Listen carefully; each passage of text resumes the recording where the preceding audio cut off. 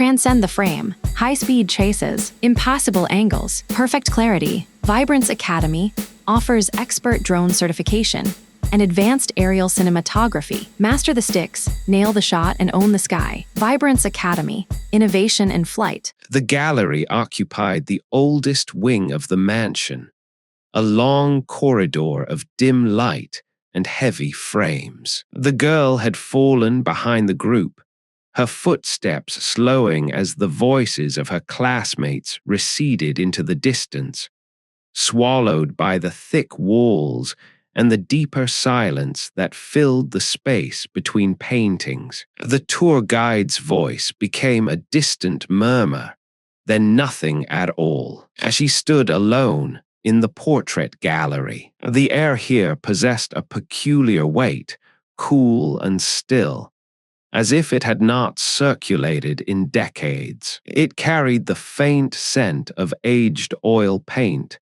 of varnish slowly curing, of canvas that had absorbed the exhalations of centuries. The floor beneath her feet consisted of wide oak planks, darkened by time and polished by the passage of countless visitors, their surfaces reflecting the weak light that fell from sconces mounted high on the walls. Portraits lined both sides of the corridor, men and women from another century, their faces rendered in oils with varying degrees of skill, stared out from their gilded prisons. Some wore the elaborate clothing of the wealthy, lace at their throats and jewels at their ears. Others appeared in more modest dress, merchants perhaps, or servants elevated to canvas by some long-forgotten patron.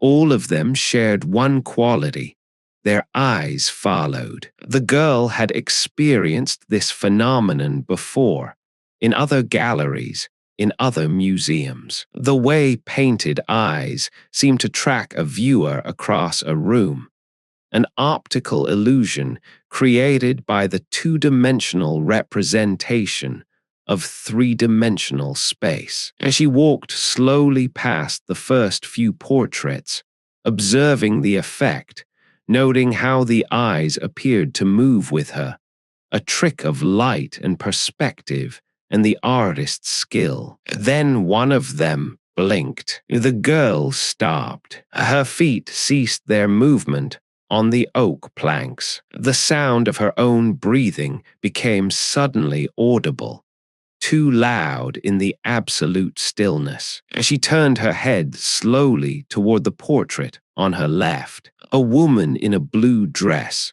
her hair piled high in the fashion of a forgotten decade, stared back at her. The eyes were brown, rendered with meticulous detail, the brushstrokes invisible at this distance. They did not move. They did not blink. They simply stared, as painted eyes had stared for 200 years. The girl waited. The air pressed against her skin, cool and unmoving. The distant murmur of her classmates remained absent, swallowed by the thick walls and the longer corridor that stretched in both directions. Nothing happened. The woman in blue continued her eternal vigil, her painted expression neither welcoming nor hostile, simply present. The girl turned to continue walking. The portrait on her right caught her movement,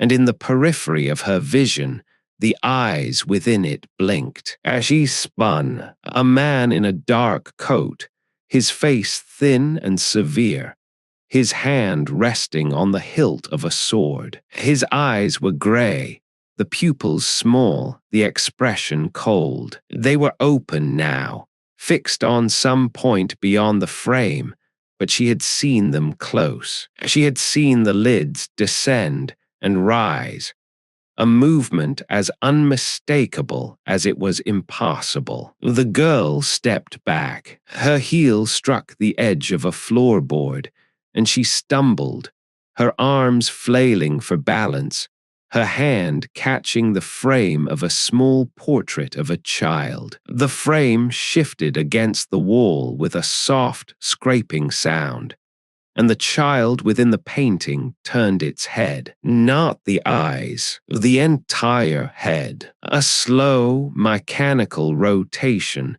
that brought its painted face from profile to full view, its painted eyes fixing on the girl with an intensity that no child's face should possess. The mouth, rendered in pale pink, remained closed. The cheeks, rendered with cherubic fullness, held their color, but the eyes, blue and vacant, held something that had not been there a moment before. The girl released the frame. It settled back against the wall, and the child's head did not return to its original position. It remained facing forward, watching her from its small rectangle of canvas, its painted lips curved in what might have been a smile or might have been the beginning of something else entirely. Behind her, a soft sound, the whisper of fabric against canvas, the faint creak of old wood shifting in its frame. She did not turn. Her eyes remained fixed on the child, on the impossible angle of its head, on the eyes that watched her with an attention that felt anything but painted. Another sound, this one from her left, the rustle of silk, the faint exhalation of breath that was not hers. The woman in blue had moved within her frame, her painted body now angled slightly toward the corridor, her painted hands no longer folded in her lap, but resting on the arms of her chair, as if preparing to rise. The girl's feet remained rooted to the oak planks. The cool air wrapped around her like a garment, heavy and still, and filled with the scent of old oil and older varnish. The distant murmur of her classmates remained absent, replaced by a closer sound, a softer sound, the sound of many painted bodies shifting within their gilded prisons. A blink to her right, the man with the sword, another to her left, a woman in white whose eyes had been closed in sleep, but now opened, revealing darkness where the pupils should have been. The child in the small portrait raised one painted hand and pressed it against the inside of the glass. The girl's hand rose to her chest. Her fingers found the fabric of her shirt and gripped it, the only movement she could manage in a body that had forgotten how to flee. The portraits surrounded her now, their occupants no longer still, no longer content to merely watch. They leaned toward the glass, toward the barrier between their world and hers, their painted faces pressed against the invisible boundary that held them back. All except one. At the far end of the corridor, a portrait hung alone. Its surface was dark, obscured by shadow or age or something else entirely. But within that darkness, something moved. Something approached the edge of the canvas, step by slow step, emerging from the black like a figure walking out of deep water. The girl's fingers tightened against her shirt. Her breath stopped in her chest. The figure in the dark portrait reached the edge of its frame and pressed against it,